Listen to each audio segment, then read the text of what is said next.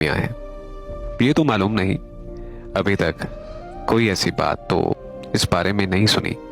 जाने पड़ोसियों ने सही कहा था या फिर एक अजनबी से रजी का पर्दा रख लिया था। कुछ अरसा खामोशी से गुजर गया। मनाहिल ने अपनी माँ से कहा कि रजी के वालिदैन नहीं है, कोई बुजुर्ग रिश्तेदार साथ नहीं होता। इसके ताया तो रजी का रिश्ता अपनी बेटी के साथ करना चाहते हैं और रजी की माँ आपके घर आ चुकी है और दोबारा भी अगर वो हमारे घर आई तो वहीं आएंगी। रिश्ते के लिए आप अब्बू को मना लें कि दीगर रिश्तेदारों को लाने की शराइत ना लगाएं। रजी की मजबूरी है। रिश्तेदारों से उन लोगों का झगड़ा है। मनाहिल की वालिदा गुस्से में आ गई। कहने लगी, लड़की बेटियों के रिश्ते इस तरह तय नहीं किए जाते। उसे अपने साथ किसी न किसी बुजुर्ग को साथ लाना पड़ेगा। शादी हंसी खेल नहीं है। जब तक सही तरीके से वो रिश्ते के लिए नहीं आते, तुम्हारे अब्बू अकेले रजी को मुंह नहीं लगाएंगे। बेहतर है कि तुम आग के इस खेल से बाज आ जाओ, वरना ये बात जहन में बिठा लो कि रजी के साथ तुम्हारी शादी कभी भी नहीं होगी। मनाहिल माँ बाप की तरफ से मायूस हो गई तो एक रोज वो मौका पाकर घर से निकल गई। सुबह से दोपहर फिर शाम हो गई। उसके वालिद के घर लौट आने का टाइम होने लगा। आंटी सख्त परेशान थी। घबरा कर हमारे घर आई। बेटी, अब तो इसका कॉलेज जाना भी बंद कर दिया था इसके अब्बू ने। तमाम वक्त घर में आंखों के सामने रहती है, अचानक आज सुबह से गायब है। न जाने पता नहीं कहां चली गई। बहुत परेशान हूं मैं। तुम्हारे अंकल आते ही होंगे। वो अगर मुझसे पूछेंगे तो मैं उन्हें क्या जवाब दूंगी कि कहां गई है। एक ख्याल था कि शायद इधर आ गई हो तुमसे मिलने, लेकिन यहां भी नहीं है।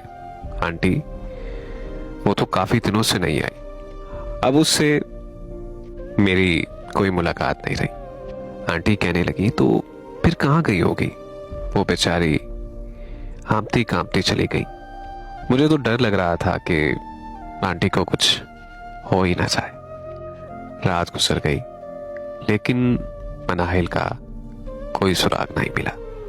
उन्हें यकीन था कि यकीनन वो रजी के चक्कर में निकली है। रजी को तलाश किया, लेकिन वो भी घर से गायब था। घर को ताला लगा था और स्कूल भी बंद था। सर्द गर्मी की वजह से गवर्नमेंट ने प्राइमरी स्कूलों को 15 दिन कबल ही छुट्टी दे दी थी कि छोटे बच्चे बेहोश ना हो जाएं, क्योंकि अक्सर स्कूलों में पंखे और ठंडे पानी की सहूलत नहीं थी। हफ्ता गुजरा कि रजी की माँ को फोन आ गया। अम्मी से बात की, बताया कि उन दिनों नलायकों ने बुजुर्गों की इज्जत का भी पास नहीं रखा और अपनी मर्जी से उन्होंने कोर्ट मैरिज कर ली। अब मनाइल आप लोगों के पास आना चाहती है। माफी मांगने के लिए मुझे फोन किया था, लेकिन उन्होंने ये नहीं बताया कि वो कहाँ हैं।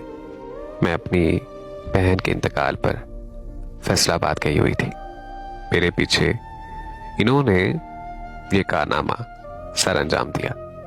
माँ ने शौहर से मिन्नतें की, पैरों को हाथ लगाया कि आने दो मनाइल को, कम से कम मजीद भटकने से हम इसको बचा लेंगे। हमें मालूम नहीं कि रजी मनाइल का क्या अंजाम करे।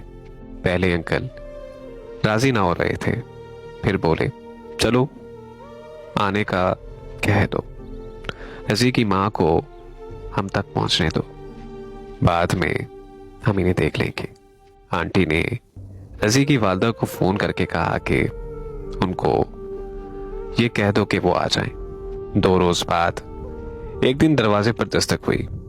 मनाइल का भाई घर पर था। उसने दरवाजा खोला। सामने वो पन सवर कर खड़ी थी।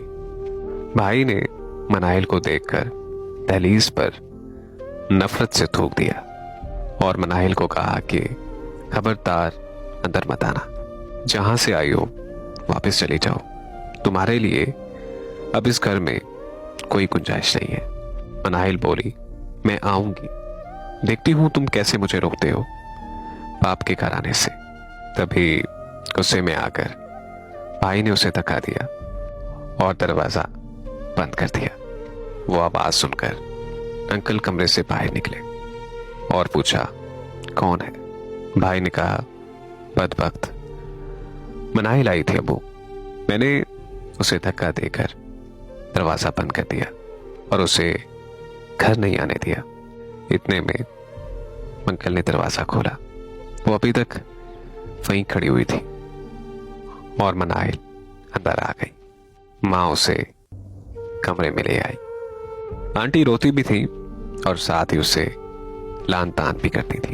इतने में अंकल अपने कमरे में चले गए। बेटी से बात तक ना की। मनाहिल उस रोज घर से ना गई।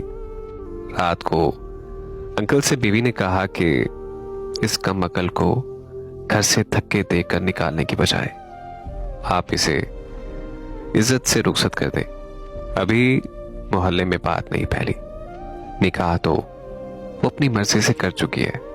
अगर ये बात मोहल्ले में फैल गई तो आपकी इज्जत मिट्टी में मिल जाएगी और ये भी उम्र भर रजी के रहमो करम पर एक लावारिस लड़की की तरह जिंदगी गुजारेगी।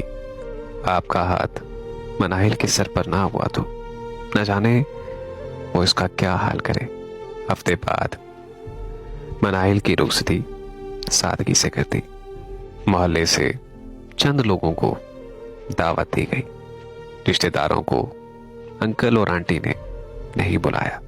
वो रुखसत होकर रजी के घर चली गई। अब माँ बाप बेटी से मिलने नहीं जाते थे। मनाइल खुद 2 महीने बाद अपने वालिदैन के घर आती थी। भाई और बाप उसे मुंह नहीं लगाते थे, लेकिन मां ममता से मजबूर थी। वो अपनी बेटी को गले लगा रही थी, लेकिन अभी तक अंकल ने दामाद को घर आने की इजाजत ना दी। अभी पहला जख्म ना भरा था। वो पई मुर्दा निठाल मां के घर आई और बिस्तर पर गिर गई। मां ने उससे पूछा कि क्या हुआ, खैर तो है? रोते हुए बताया कि रजी ने मुझे तलाक देकर घर से निकाल दिया है। उसके जिस्म पर मारपीट की वजह से नील पड़े हुए थे।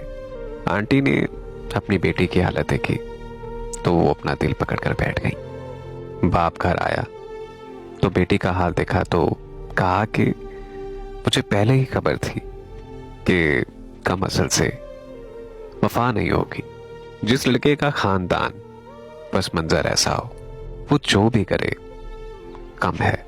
उम्र भर का घाव लगाकर मनाहिल ने अपने मेके में पनाह ले ली।